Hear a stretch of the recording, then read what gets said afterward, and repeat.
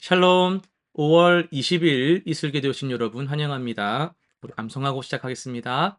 우리가 이 보배를 질그릇에 가졌으니 이는 심히 큰 능력은 하나님께 있고 우리에게 있지 아니함을 알게 하려 함이라. 한 번 더 하겠습니다.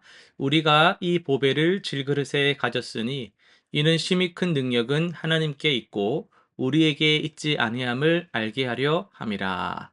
고린도후서 4장 7절 말씀. 아멘. 오늘 우리가 살펴볼 말씀은 민수기 29장 그리고 시편 73편, 이사야 21장, 베드로후서 2장입니다. 네 본문을 합리라는 관점에서 살펴보도록 하겠습니다. 먼저 민수기 29장입니다. 민수기 29장은 제7월에 지켜야 할 다양한 절기와 그에 따른 제사 규례를 상세하게 설명합니다. 이 장에서 주목할 점은 하나님께서 예배의 방식을 매우 구체적으로 규정하셨다라는 거예요. 나팔절, 속죄일, 초막절에 드려야 할 제물의 종류와 수량이 정확히 명시되어 있습니다. 특히 초막절에는 수송아지의 수가 첫날 13마리에서 시작해서 마지막 날 7마리로 점차 줄어드는 패턴을 보입니다. 이것은 백성들의 경제적 상황을 고려한 배려이며 예배가 형식적 의무가 아닌 합리적 헌신의 표현이 되도록 하신 겁니다. 하나님은 질서의 하나님이시며 이 장의 상세한 지침은 예배의 통일성과 영적 의미를 동시에 확보하는 합리적 시스템을 보여주고 있습니다.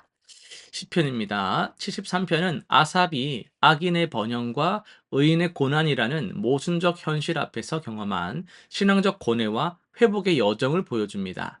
시인은 처음에 악인들의 부와 평안을 보면서 자신의 신앙생활이 참 헛되다라고 의심을 합니다. 그러나 하나님의 성소에 들어가 영원한 관점에서 상황을 바라보게 되면서 합리적 이해에 도달합니다. 하나님의 공의는 시간이 걸리더라도 반드시 실현된다는 사실을 깨닫게 된 것이죠. 시인은 일시적 현상에 근거한 판단에서 벗어나 영원한 가치에 기초한 판단으로 전환합니다. 이러한 관점의 변화는 우리에게도 중요한 교훈을 줍니다. 하나님을 가까이 하는 것이 당장은 손해처럼 보여도 궁극적으로는 가장 합리적인 선택임을 확신하게 합니다. 이사야 21장입니다. 여기서는 바벨론, 두마, 아라비아에 대한 심판 예언을 담고 있습니다. 이 예언들은 각 나라의 특성과 죄악에 합당한 방식으로 이루어질 것임을 보여줍니다. 특히 바벨론에 대한 예언은 광야의 바다에서 오는 회오리 바람 같이 그 멸망이 임할 것이라고 묘사합니다. 하나님의 심판은 결코 감정적 반응이 아니라 각 민족의 교만과 우상 숭배에 대한 합리적 결과입니다. 두마, 에돔이죠. 두마와 아라비아에 대한 예언에서도 각 지역의 상황에 맞는 심판이 선포됩니다. 그러나 이러한 심판 가운데서도 하나님은 남은 자들을 위한 희망의 메시지를 주십니다.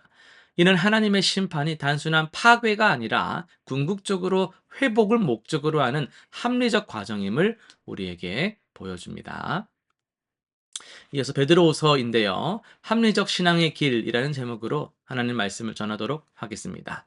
여러분, 합리적이다라는 말을 들으면 가장 먼저 뭐가 떠오르세요? 손익을 따지는 계산적인 모습일까요? 아니면 이상적 판단에 근거한 행동일까요? 오늘 베드로후서 2장은 참으로 놀라운 관점을 우리에게 제시합니다. 신앙생활에서의 그 합리성이라는 것은 무엇인지를 근본적으로 다시 생각하게 합니다. 베드로는 당시 교회에 침투한 거짓 선지자들의 문제를 다루면서 그들의 가르침과 행동이 얼마나 비합리적인지를 보여줍니다. 그들은 겉으로는 자유를 외치지만 실상은 스스로 멸망의 길을 걷고 있습니다. 그들이 자유를 준다 하여도 자신들은 멸망의 종이라는 19절의 말씀은 이 모순을 정확히 짚어냅니다. 흥미로운 점은 베드로가 노아와 롯의 사례를 언급하는 방식입니다. 노아 시대의 사람들은 홍수 경고를 비합리적이라 생각했을 것입니다. 맑은 하늘에 무슨 비가 오겠냐고요. 롯이 소돔을 떠나라는 경고에도 그 당시 눈에 보이는 현실, 번영하는 도시였잖아요. 그걸 비추어 보면 그 경고도 비합리적으로 보였을 거예요. 하지만 역설적으로 노아와 롯의 비합리적인 선택, 방주를 뭐 홍수 경고에 대한 것들, 그리고 그 소돔을 떠나라는 그런 떠나겠다라는 비합리적 선택이 결국에는 어떻게 됐어요?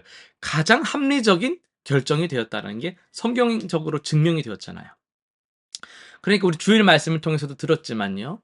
우리 신앙은요.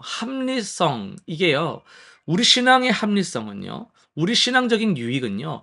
때로는 세상의 합리성, 세상의 유익과 충돌을 합니다. 안 맞다라는 거예요. 세상은 당장 눈에 보이는 이익과 즐거움을 쫓아가는 것이 그게 합리적인 거야. 이렇게 말을 하거든요. 그러나 베드로는 영원한 관점에서의 합리성을 말합니다.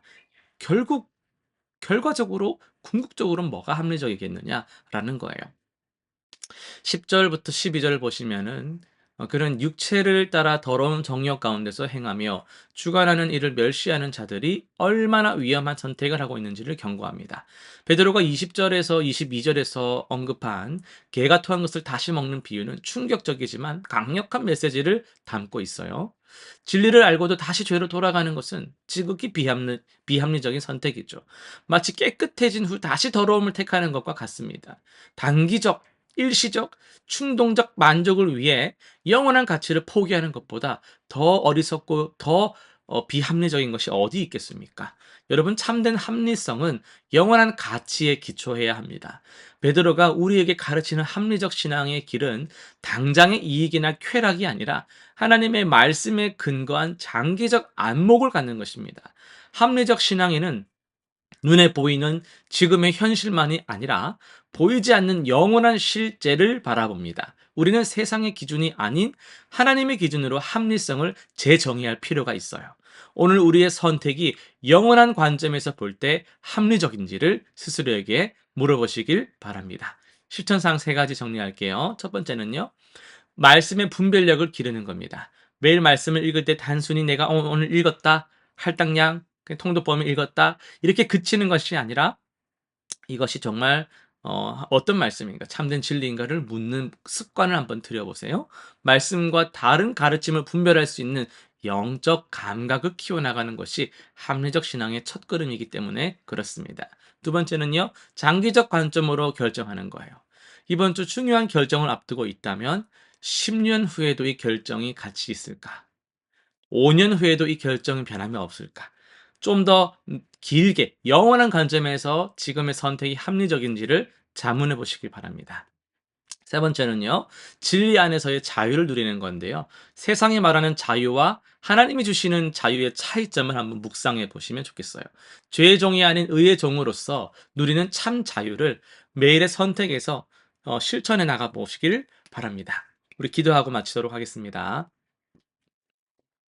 하나님 아버지, 우리는 종종 세상의 기준으로 합리성을 판단하며 그렇게 따라 살아갈 때가 있습니다.